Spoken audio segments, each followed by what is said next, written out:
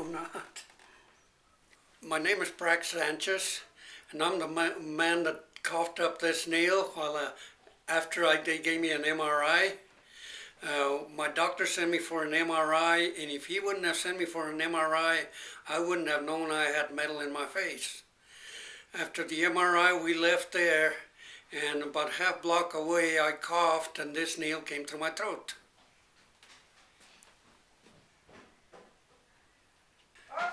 This nail that I coughed out, the doctor don't know.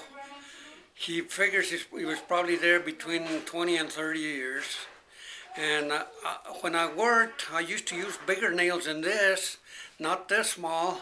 And if I would have swallowed one of them nails, it probably would have come out to my neck on the back.